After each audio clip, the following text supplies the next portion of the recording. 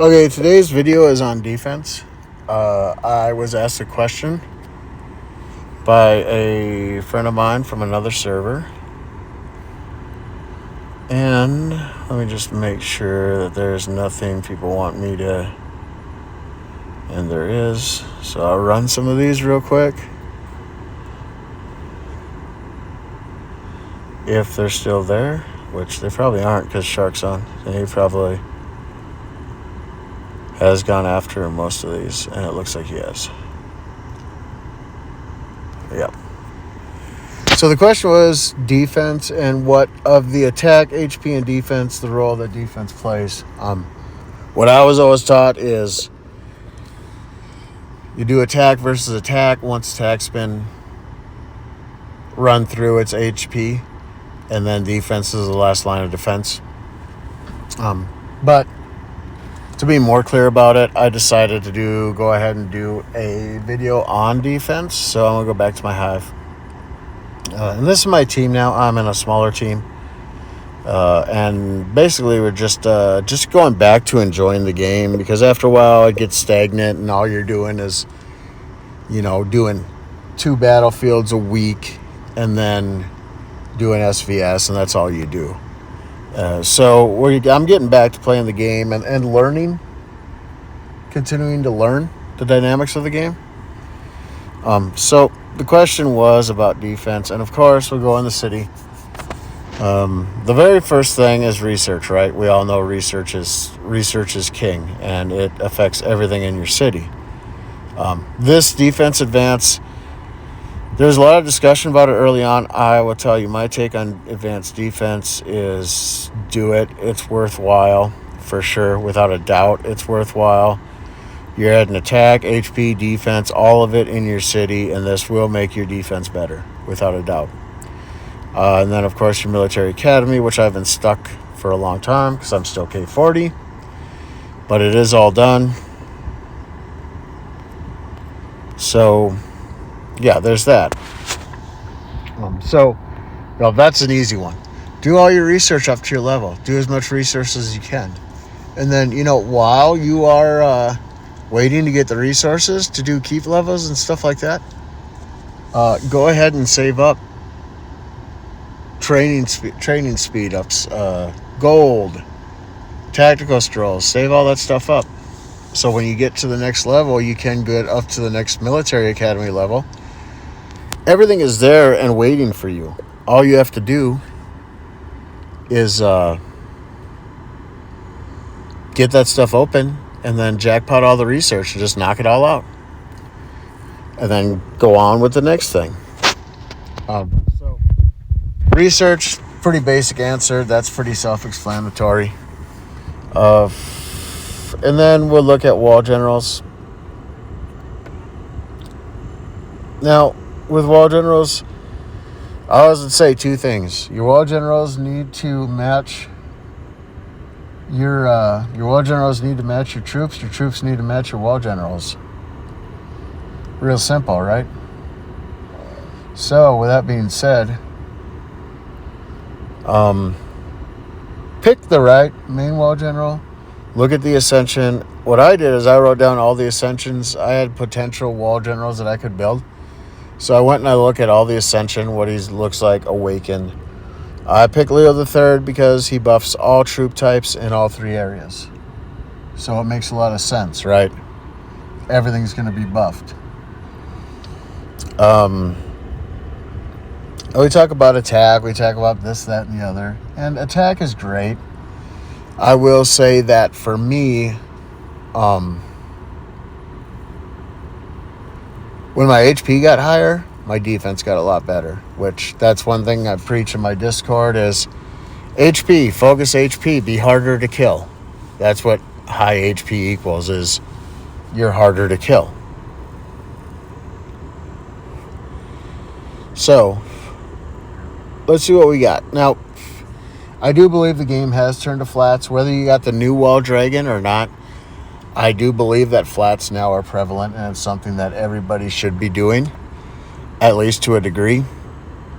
What does that mean? So for me, I got a lot of troops T11 and down. So I run a lot of flats. And I've started to even do some attack flats, which I said I'd never do. Mine are mainly Archer and Siege, and I do kind of feel like as far as attack percentages, that's where it's at. Unless you're super focused on a ground and cav type defense, which I think most people probably are not just all that, unless you're a trap. So I stick with percentages there. I did do one flat Siege machine attack, and the reason that I did that is because I've got Siege HP flats as well. What that does is, first, it allows my low tier Siege to survive more, and what that means is you're going to have to do something special to be positive on a small Siege solo against me. It makes my Siege a lot harder to kill. And then after I had done that, I got to thinking, I was like, well, no, I got all percentages. Well, that's not buffing my Siege that I have left very well. So the idea is, not only will it help against small Siege solos, also, once my high tier is gone, the HP flats and now this attack flat, my lower tier Siege is going to do more killing. It can't be debuffed. And it's going to have higher HP, so it's going to be harder to kill. So now I'm doing both. I'm doing higher attack, higher Siege HP, and it makes it better all the way around. Now HP, what should I be buffing on HP? If you're a bigger traditional keep, like mine, I'm like 27 billion. I believe in HP percentages, and I believe in flats on mounted, Siege, and ground. Which later down the road, if I can get my buffs higher, I may consider doing a ranged HP flat as well, but probably just one, or if I can make two work, I'll make two work, but I think just one. Just so that I survive better, and I do have so many troops T11 on down, maybe with a massive amount of troops, it's going to help a little bit against Siege rallies once my Siege is gone. But that would be really experimental, and I may not even test that. So when people ask, I say, if you're a traditional keep, percentages attack, Archer, and Siege. Defense, I think no matter what kind of keep you are, defense most influences ground and cav. So I would say ground and cav on the defense. And mix it up, flats with percentages. I kind of feel like flats are probably more important, but I would say at least have one ground and one mounted percentage. The rest could be flats, quite possibly, but that's what I would do, is I'd have at least a minimum of one ground and one cav percentage. Probably better off having two of each. HP, again, Siege HP percentage is important because you want your high tier Siege to survive better. Flats, I would say Siege, ground, and mounted. And I'm not going to give an exact number on these. Like, I give a number that I do or that I think is relevant, but ultimately, I think like you need to test and you need to change stuff and read reports, see where you need help, and then add it there. If you see it'll make a difference in whatever troop type, then do that. Switch to that. And then test it and see where you're at. Now, my assistant, and I feel like this is important too, match up your main and your assistant so that you're going to have even buffs across the board. And in all troop areas. So Leo and Marshall made a lot of sense because they work together, number one. And number two, Marshall is stronger in the front end and brings a lot of HP and what you need into the front end where your ground and cav are. And he adds a little extra to your Archer and Siege. So it's kind of a perfect match. Just like if I were running Dewey, I would definitely use Brock. Dewey never had a real great assistant until Brock came out. The best you could really do is probably Leonidas, and maybe Robert the Bruce, Empomonitis, or Lautaro would have been better. You'd have higher stats with Leonidas on the ground, but you really wouldn't have anything else because he was almost all ground with a 25% archer attack as well. So he's not helping you a whole lot. And like a debuff on the mounted, which was like nothing. So with Dewey, I would say Brock is where it's at, and I do really like Brock. I think fully ascended, he's one of the best wall generals in the whole game.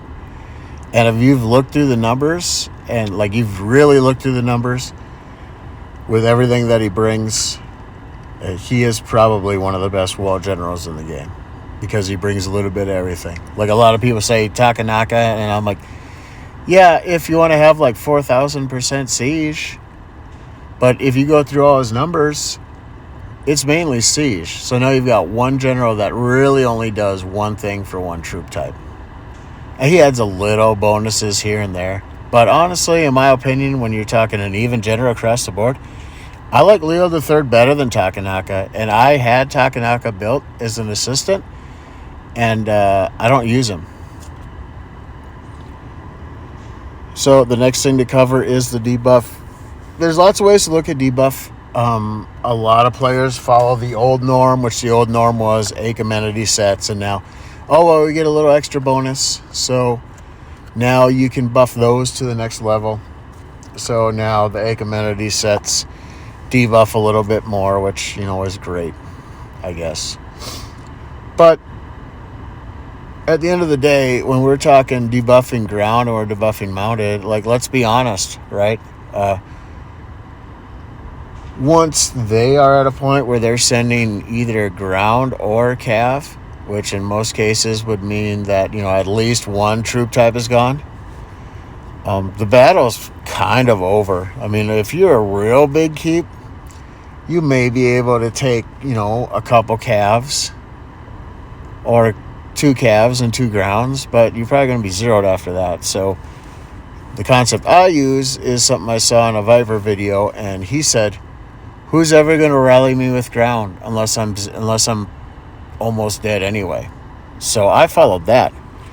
And I was like, okay, well, I'm going to debuff Archer and I'm going to debuff Siege at the highest level I possibly can. Mark Anthony, excellent across the board. I think he is one of the best subgenerals in the whole game.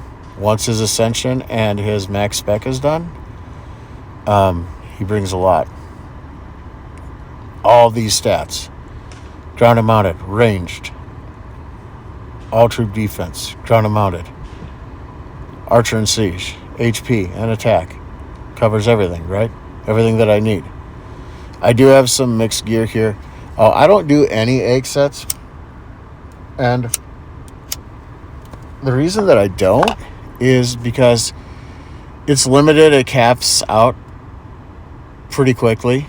And then it is what it is. You're going to get a certain amount of all troop attack debuff, and, that's great, I guess. But there's a lot better choices. And I'm not even talking Civ gear. If you don't have Civ gear to just piss off on this stuff, then don't do Civ gear.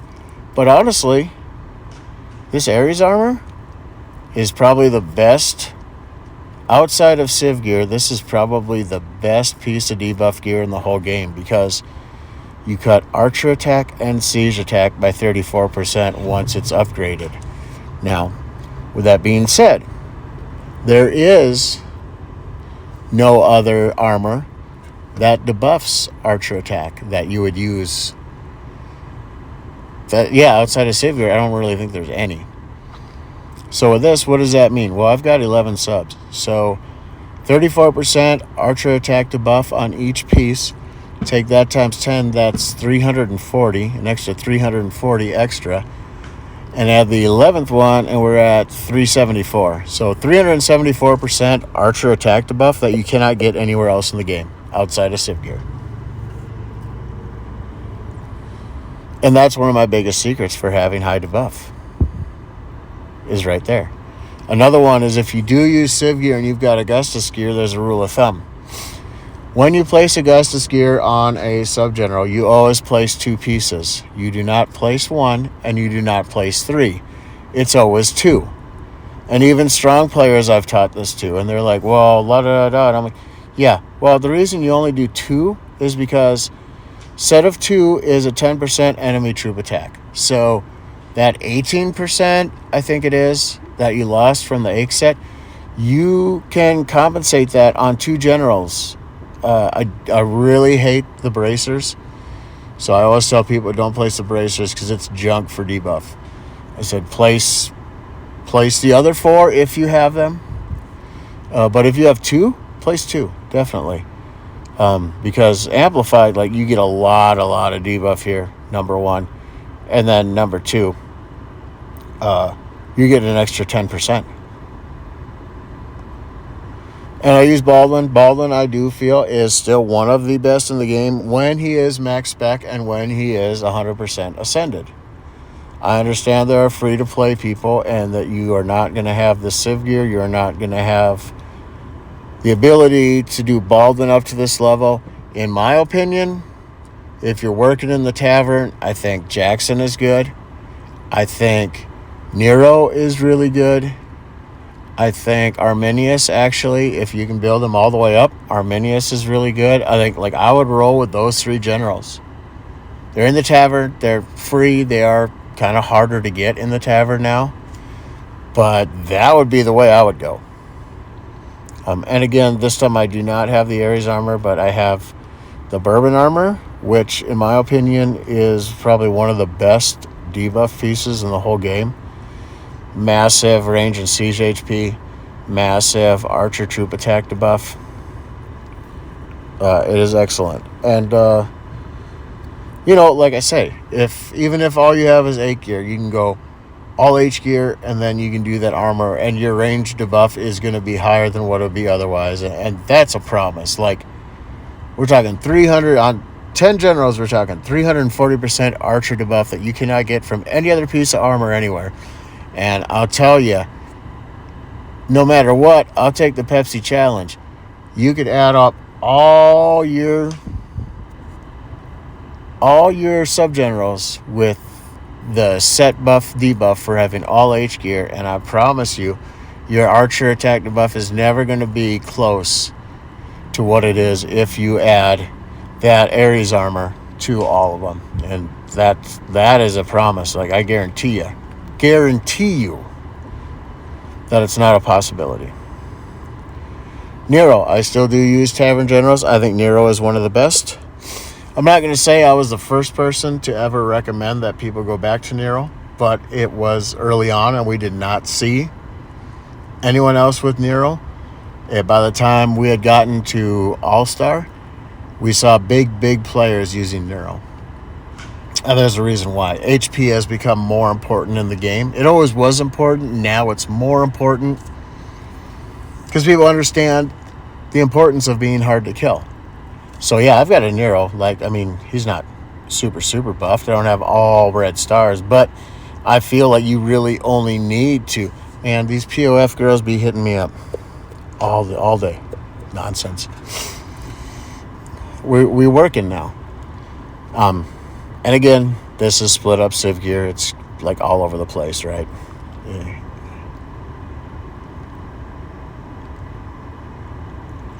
Okay, yeah. So there's the 2 Augustus. Again, 10%, all troops, debuff, max spec. Jan is one of the best. And one reason I really like him, siege HP debuff has become super important. But also, he brings a kicker because he does debuff mounted attack as well. 25%. Let's see, on his 3rd, another mounted troop debuff, siege defense, siege HP. Also, Gilgamesh is really good. Here's another Baldwin. Same deal, same story. Another Jan. This is one that I'm starting to build, and I think the 4th one, yeah, it was another 15% HP against siege, so I'm looking forward to adding that. Nordic, he is one of the best in my opinion. Through his ascension, he cuts a lot of HP, a lot of attack. He is excellent. So my whole point in this is debuff is more important than your buffs, number one. And number two, like, it is a crucial part to my defense, because people look at reports against me and they're probably like, how the heck, this guy's a K40, he's not even 30 billion, like, we should go through him in 4 rallies. Debuff, man. Debuff. I forgot to place this back on. Whoopsie.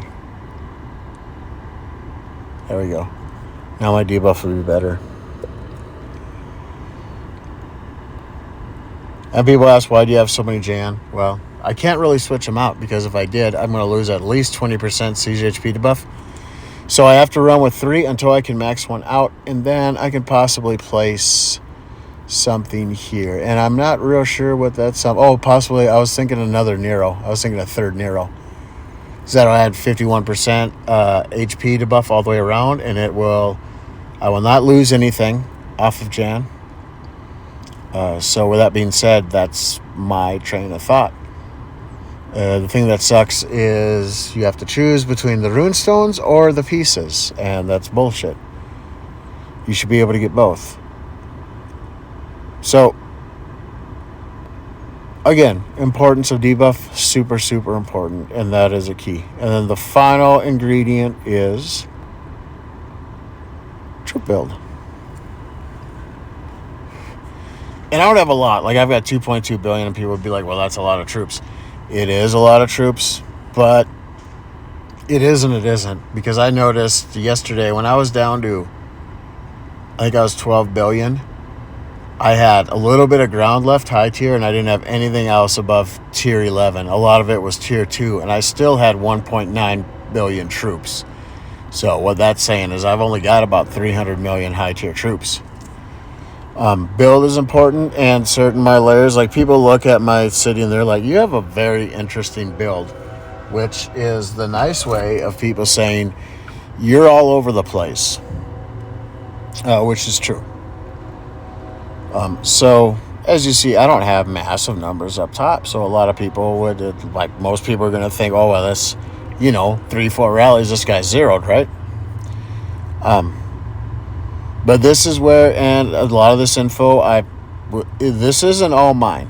Like, so I built the T12s about where I feel like I need to be, where in getting zeroed, I'm going to eat multiple rallies, and they are going to give me positive points. I added high T9 through T11, and the reason is that's where your flats start to take hold.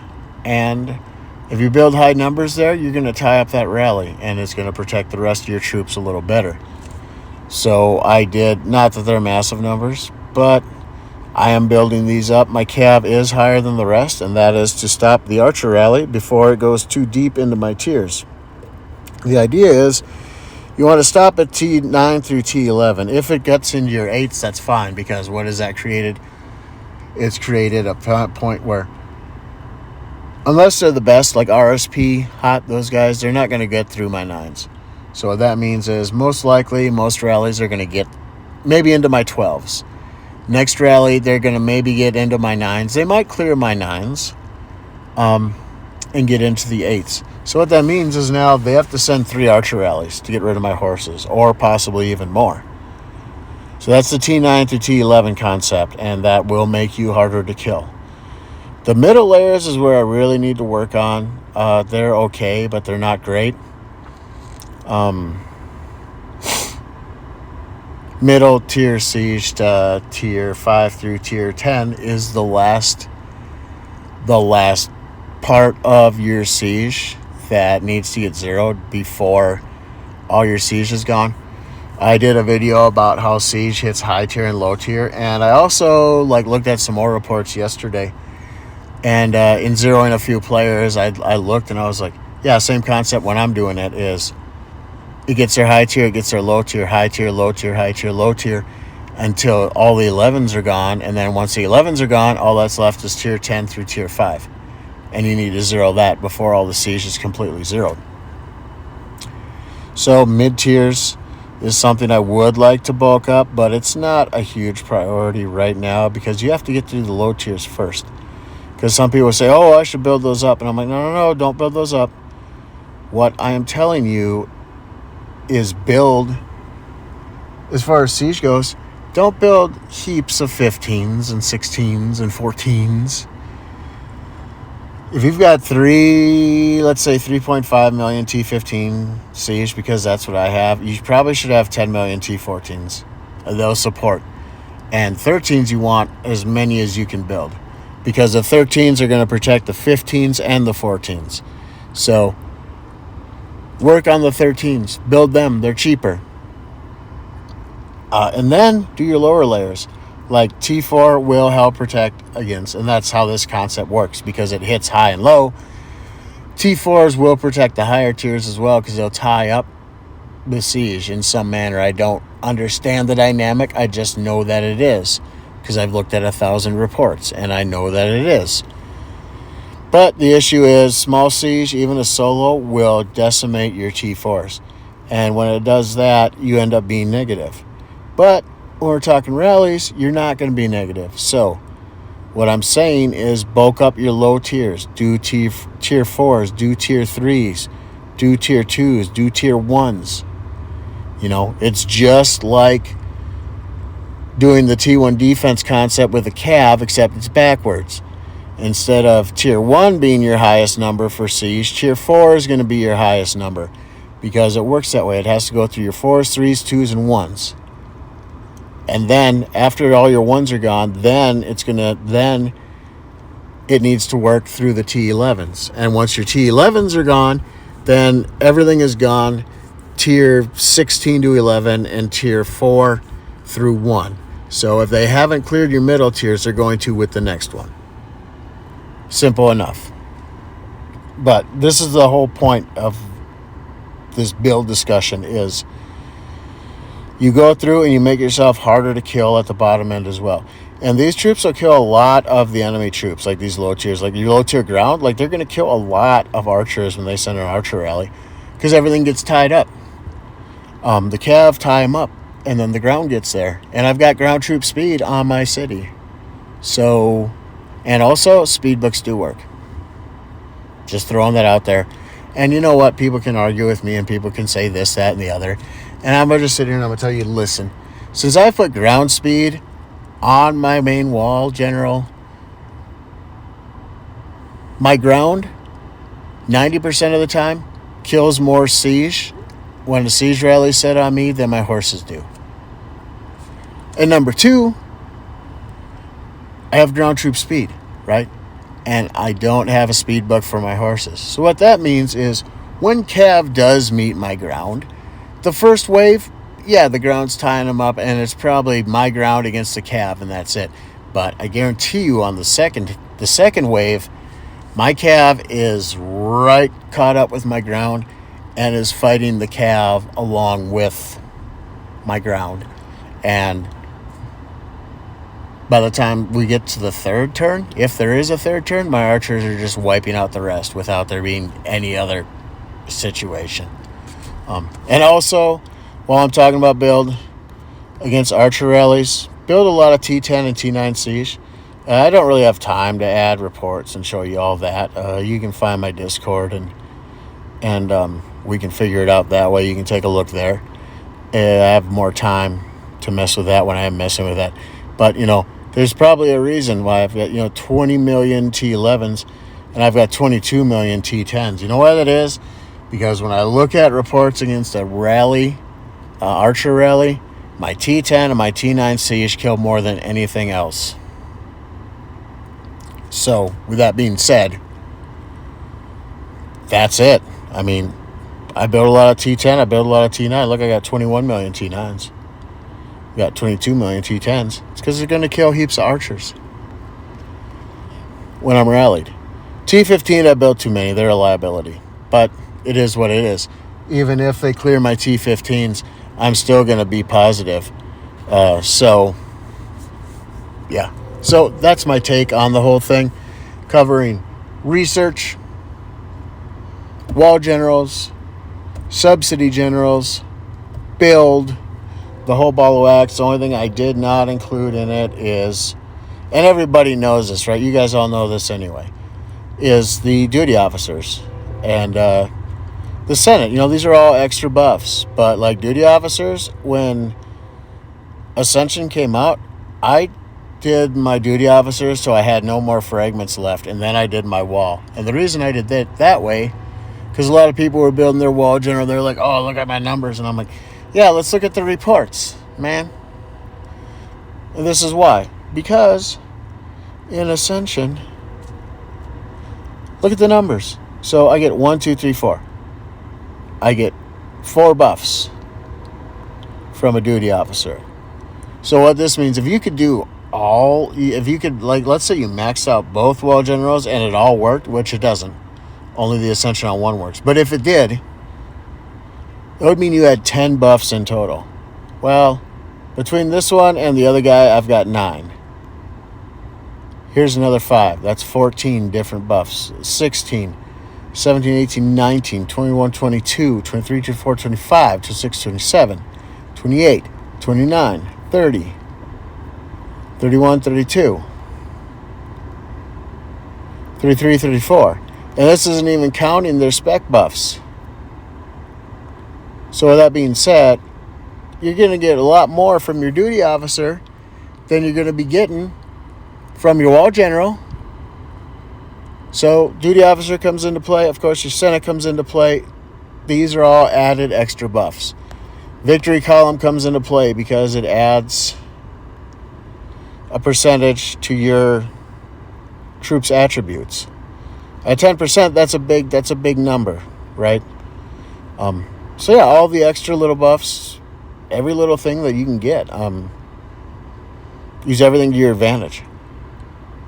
But I feel like I've covered pretty much everything you can cover in the defense, except the wall dragon. The reason I don't like to go into this is because everyone's different. I don't really care if you see my stats. I don't care if anyone sees my stats, because I get old teammates that are like, aren't you worried that people... And I'm like, what does it matter? My stats change every day. They get better every day. My debuffs get better every day. And still, I do keep a few little secrets tucked away in the playbook for a rainy day. But yeah, this wall dragon, as you see, look at all my flats. That's all I did is flats. Highest flats I could get. Mounted HP, ground HP. Leveled them up as high as I could, as quick as I could.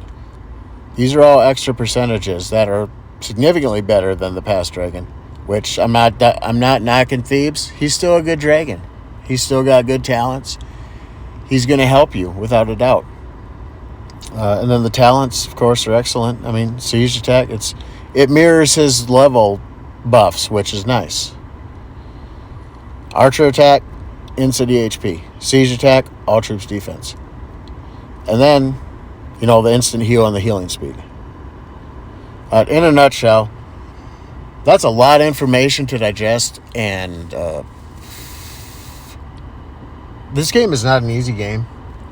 There's a lot to it. It's super complex. It is not an easy game. And there is a lot that you need to know to be good on defense. On the defensive side of it is, in my opinion, a lot harder because there's so much to it. With the attack, yeah, Senna comes into play, duty officers, some extra hidden buffs here and there. It all comes into play, but it's a lot simpler. With defense, there's a lot more recipes, or a lot more ingredients in this recipe to get the formula right. So with that being said, defense is a little bit more difficult. And those of you that you're struggling with your defense and you're frustrated, like, you don't get frustrated. You just look at, what do I need to do? What's the next step? Am I close to cutting the attacks in half? If I'm not, am I close to cutting the HP in half? Because if you're close to cutting the HP in half, you're going to be all right. That's what you do. Go through all the reports. Like in my last video, report reading. Do that. Be that. And you'll be good. So, that's my take on defense. Love it. Hate it. Hit the like button. Subscribe. Because the sooner I get 50 subscribers, the sooner I can live stream. So with that being said, yeah, if you enjoy the content, hit like, subscribe. Always throw out more ideas of videos that you want to hear from me. I've done heaps of videos for the alliances that I've been in and for my server. So I've covered a lot, and a lot of it I've forgotten, and I don't save the videos. I get rid of them because I'm doing all this on my phone. I travel 310 days out of the year. I'm on the road. So I don't save anything. It's not like I can take a computer with me. I guess I could do the laptop thing, but I've got enough stuff to haul the way it is. So anyway, that's the video. Hit the like button. Hit subscribe if you enjoy the content. If not, maybe you disagree with me. It doesn't matter. It doesn't matter because everything that I say is based on reports, my reports, and reports from other players. So, and you know what? I'm all right with being wrong. Like I've said in other videos, if I knew everything, I wouldn't even be here. Why would I waste my time? Because nobody knows everything. There's always something to learn. And if I got to the point where I knew everything and there was nothing new to learn, I probably wouldn't even play anymore. But that's the video. Hope you enjoyed it. Have a good 4th of July.